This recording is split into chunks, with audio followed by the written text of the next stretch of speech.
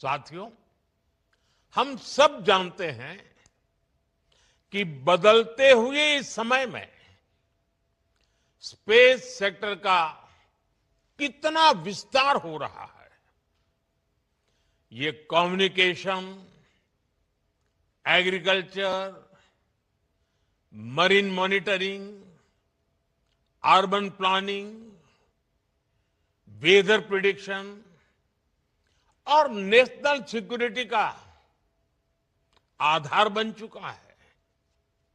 और इसलिए ही हमने भारत के स्पेस सेक्टर में ऐतिहासिक रिफॉर्म्स किए।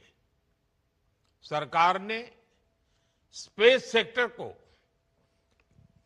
प्राइवेट इनोवेशन के लिए ओपन किया। नई स्पेस पॉलिसी तैयार की गई। हमने स्टार्टअप्स को, इंडस्ट्री को इनोवेशन के साथ जोड़ने का प्रयास किया। हमने इन स्पेस की स्थापना की। अपने स्टार्टअप्स के लिए इसरो की फैसिलिटीज और टेक्नोलॉजी को उपलब्ध कराया।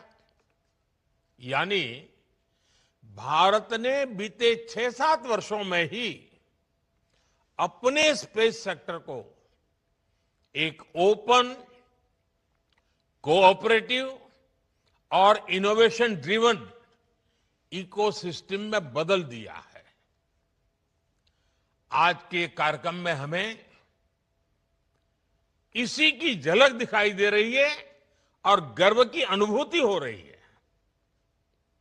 साथियों, भारत का युवा देश हित को सर्वोपरि रखकर चलता है। वो हर अवसर का सही इस्तेमाल करता है। जब सरकार ने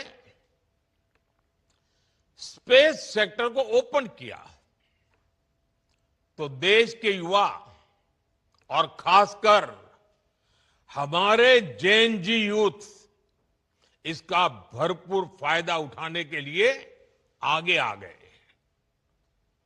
आज भारत के 300 से अधिक स्पेस स्टार्टअप्स भारत के स्पेस फ्यूचर को नई उम्मीदें दे रहे हैं।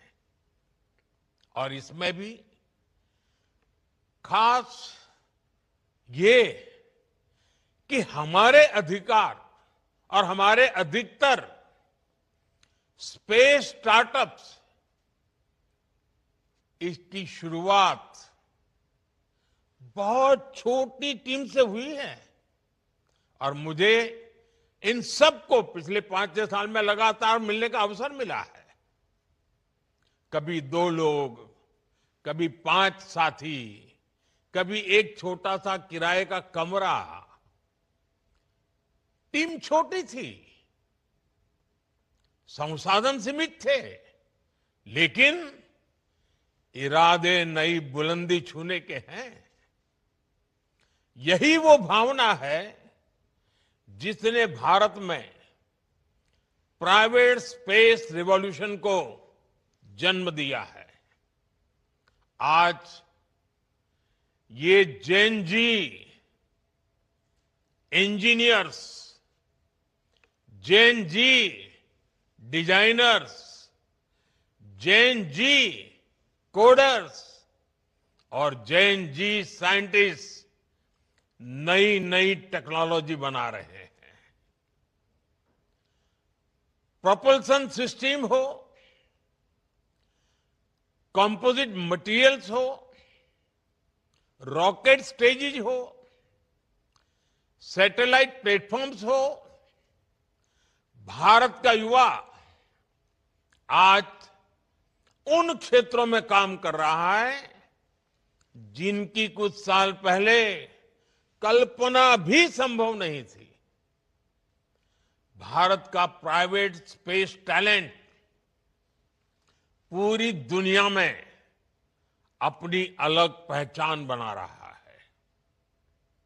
आज ग्लोबल इन्वेस्टर्स के लिए भारत का स्पेस सेक्टर एक अट्रैक्टिव डेस्टिनेशन बन रहा है। साथियों, आज दुनिया में छोटे सैटेलाइट्स की डिमांड लगातार बढ़ रही है। लॉन्च फ्रीक्वेंसीज भी बढ़ रही है।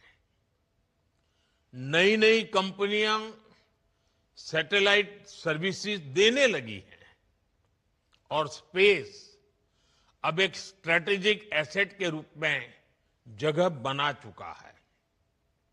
इसलिए आने वाले वर्षों में ग्लोबल स्पेस इकोनॉमी कई गुना बढ़ने वाली है। ये भारत के युवाओं के लिए बहुत बड़ा अवसर है। साथियों, भारत के पास स्पेस सेक्टर में जो कैपेबिलिटी है, वैसी कैपेबिलिटी दुनिया में केवल कुछ ही देशों के पास है। हमारे पास एक्सपर्ट इंजीनियर्स हैं, हाई क्वालिटी मैन्युफैक्चरिंग इकोसिस्टम है, वर्ल्ड क्लास लॉन्च साइट्स हैं और इनोवेशन को प्रोत्साहन करने वाला माइंडसेट है। भारत की स्पेस कैपेबिलिटी कॉस्ट इफेक्टिव भी है और रिलायबल भी है। इसी वजह से दुनिया की भारत से बहुत अधिक उम्मीदें हैं। ग्लोबल कंपनीज भारत में सैटेलाइट्स बनाना चाहती हैं, भारत से लॉन्च सर्विसेज लेना चाहती हैं, भारत के साथ टेक्नोलॉजी पार्टनरशिप चाहती हैं और इसलिए हमें इस समय का ज्यादा से ज्यादा फायदा उठाना चाहिए। साथियों, आज जो बदलाव हम स्पेस सेक्टर में देख रहे हैं, वो भारत में हो रहे स्टार्टअप रिवॉल्यूशन का हिस्सा है। बीते एक दशक में अलग अलग सेक्टर्स में स्टार्टअप्स का नया दौर शुरू हुआ है। फिनटेक हो, एग्रीटेक हो, हेल्थ टेक हो, क्लाइमेट टेक हो, एजुटेक हो, डिफेंस टेक हो, हर क्षेत्र में भारत के युवा, हमारे जैन जी नए समाधान दे रहे हैं। और आज मैं दुनिया के जैन जी को भी बड़े आत्मविश्वास से कह सकता हूं कि अगर जैन जी के लिए सच्चे अर्थ में कहीं से प्रेरणा मिल सकती है तो भारत के जैन जी से मिल सकती है। भारत के जैन जी की जो क्रिएटिविटी है, भारत के जैन जी की जो पॉजिटिव माइंडसेट है, भारत के जैन जी की जो कैपेसिटी बिल्डिंग है, ये अपने आप में पूरी दुनिया की जैन जी के लिए आदर्श बन सकती है। आज भारत दुनिया का तीसरा सबसे बड़ा स्टार्टअप इकोसिस्टम बन चुका है। एक समय था जब स्टार्टअप का मतलब केवल कुछ बड़े शहरों तक सीमित था, लेकिन आज भारत के छोटे छोटे शहरों और गांवों से भी स्टार्टअप निकल रहे हैं।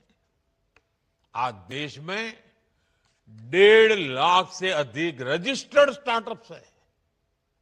अनेकों